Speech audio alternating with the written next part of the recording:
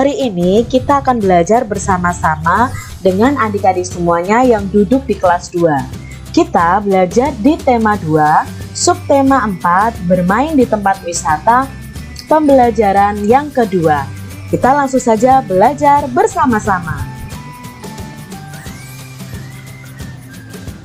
Apakah kalian pernah melihat istana pasir di pantai?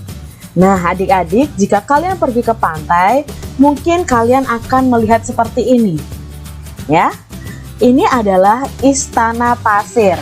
Nah, istana pasir ini dibuat dari pasir pantai. Biasanya kalau anak-anak pergi ke pantai, mereka suka bermain pasir. Benny ingin bermain pasir. Ia akan membuat istana pasir. Istana pasir. Istana pasir adalah bermain membuat bangunan istana terbuat dari pasir. Bahan utama yang digunakan adalah pasir dan air. Istana pasir biasanya dibuat di pantai. Membuat bangunan dari pasir dilakukan oleh anak-anak dengan menggunakan ember dan skop. Tetapi orang dewasa sering membimbing dalam membuat istana pasir. Bahan lain yang digunakan dalam kegiatan adalah salju. Ada dua jenis istana pasir. Pertama, kas istana pasir. Terdiri dari beberapa jenis dasar dengan beberapa jenis menara atau satu menara di atasnya. Kedua, tetes istana pasir. Pasir yang sangat basah diteteskan di atas pasir basah lainnya dan menciptakan menara gumpalan pasir.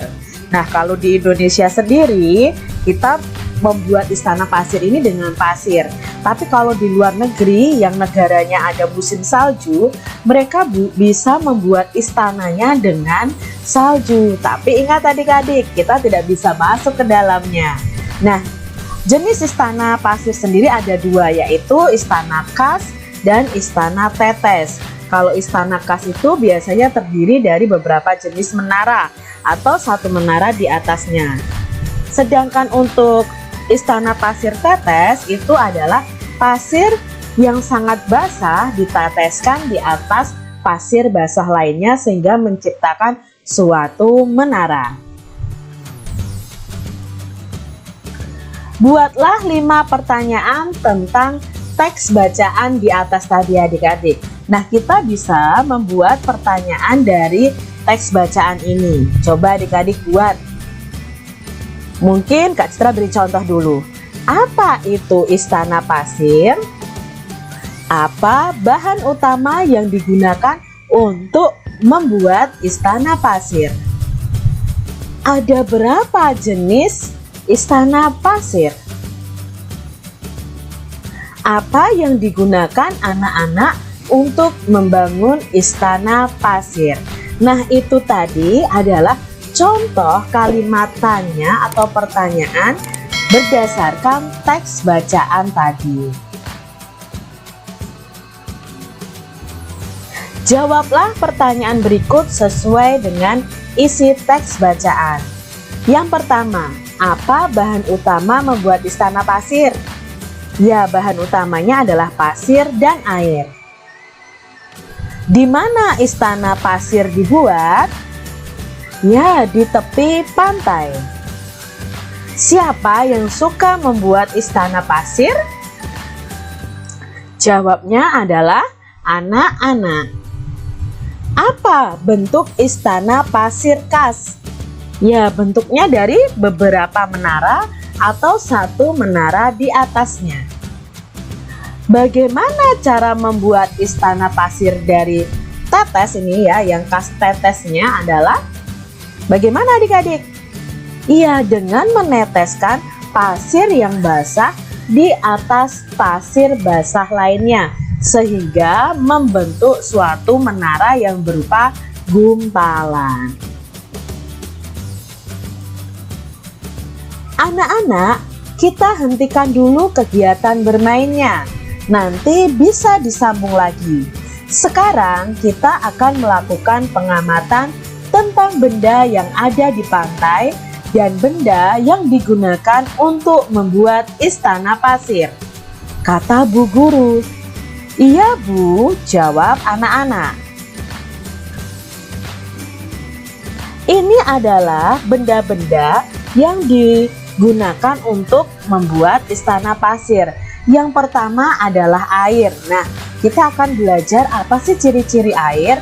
Coba adik-adik sebutkan ciri-ciri air. Bentuknya selalu berubah-ubah sesuai tempatnya. Ya, itu bentuknya selalu berubah-ubah sesuai tempatnya. Kalau air ini tidak berwarna, ya. Lalu mengalir dari tempat tinggi ke tempat yang lebih rendah. Ya, lalu ini termasuk dalam benda cair. Ya, air ini termasuk dalam benda cair. Itu yang bisa kita amati. Benda yang berikutnya yang kita amati adalah pasir. Nah, pasir ini dari butiran-butiran ya adik-adik ya. Nah, pasir ini bukan benda cair. Walaupun bisa dicetak dengan cetakan ya, biasanya kalau kalian bermain.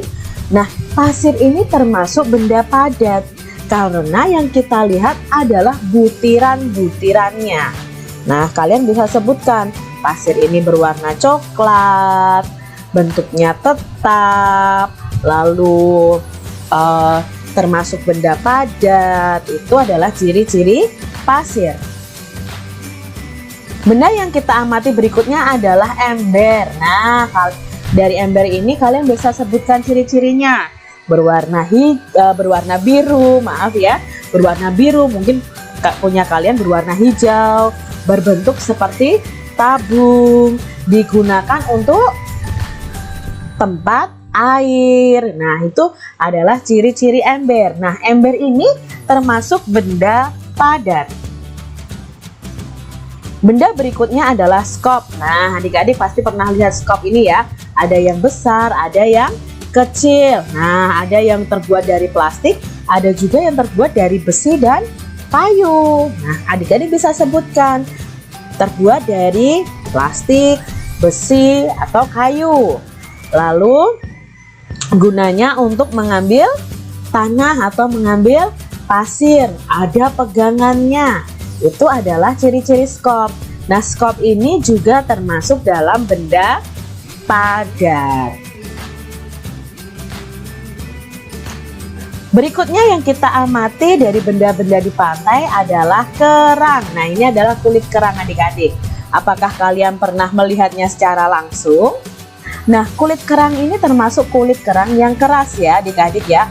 Nah, kulit kerang ini bentuknya bermacam-macam. Ada yang seperti kipas ya, ada yang nanti bentuknya bulat.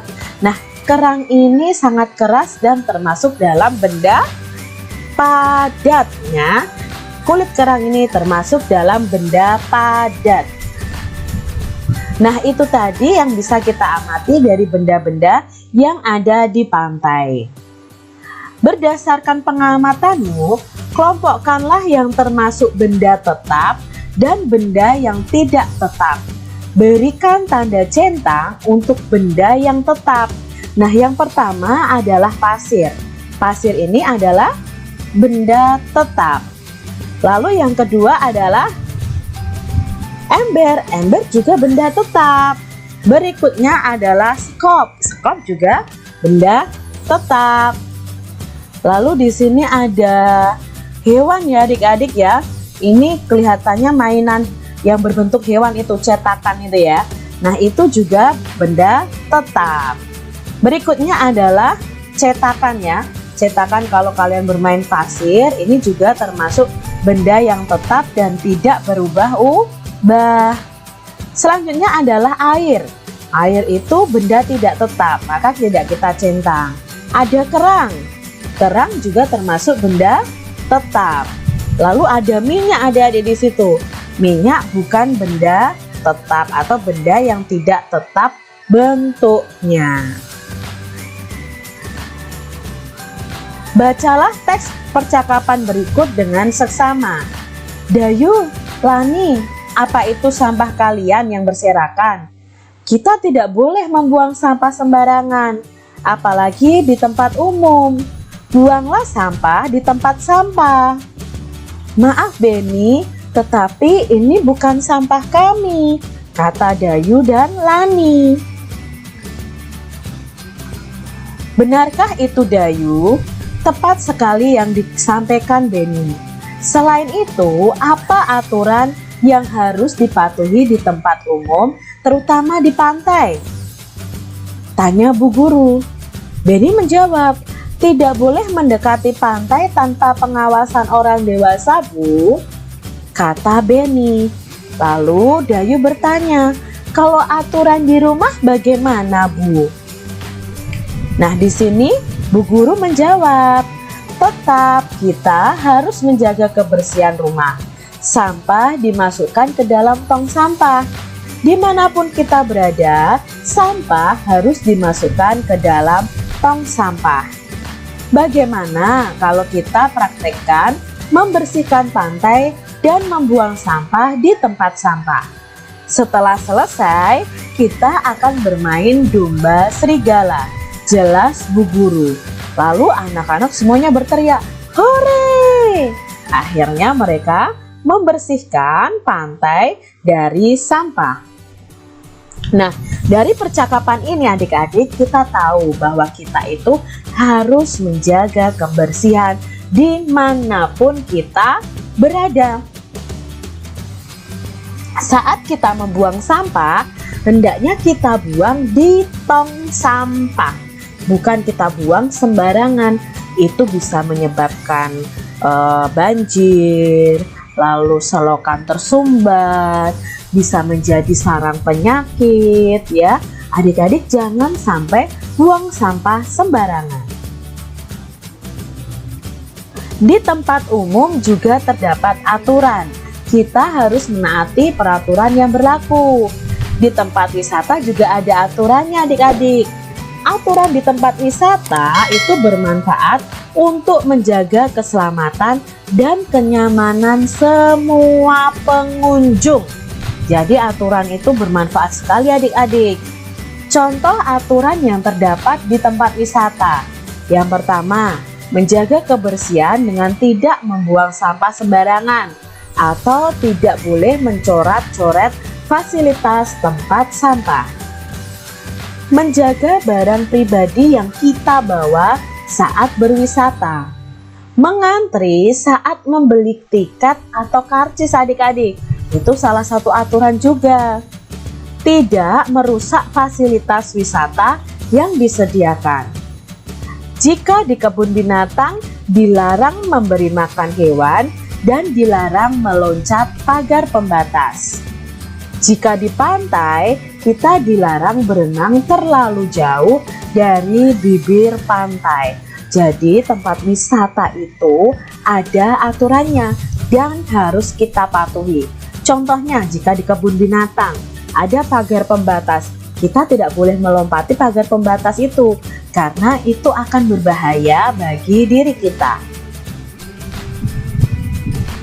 Praktekkan juga permainan domba serigala bersama teman sekelasmu. Nah, mungkin nanti adik-adik ketika masuk sekolah, kalian bisa praktekkan bermain domba serigala. Bagaimana sih Kak cara bermain domba serigala? Yuk kita perhatikan. Langkah-langkah bermain domba dan serigala. Pertama, kita harus melakukan hom pimpa, alaikum gambreng, po ipah pakai baju rombeng. Nah, Kak Citra jadi ingat nih masa kecil Kak Citra nih. Jadi kalian hom pimpa dulu. Lalu setelah hom pimpa, ada anak yang menjadi domba dan ada anak yang menjadi serigala dan ada anak yang menjadi pagar. Satu anak menjadi serigala, satu anak menjadi domba dan sisanya menjadi pagar. Yang menjadi pagar harus membentuk lingkaran. Anak yang menjadi pagar berdiri dan saling berpegangan tangan. Domba awalnya berada di tengah lingkaran. Serigala harus berupaya mengejar domba, baik di dalam lingkaran maupun di luar kandang ya, ini bukan di dalam kandang, maupun di luar kandang atau di luar lingkaran. Serigala ini harus mengejar dombanya, dan dombanya juga harus berusaha untuk menyelamatkan diri dari serigala. Nah, ini adalah langkah-langkah bermain domba dan serigala. Kalian bisa praktekkan ya adik-adik. Nah, itu tadi pembelajaran kita di tema 2, subtema 4 pembelajaran yang kedua.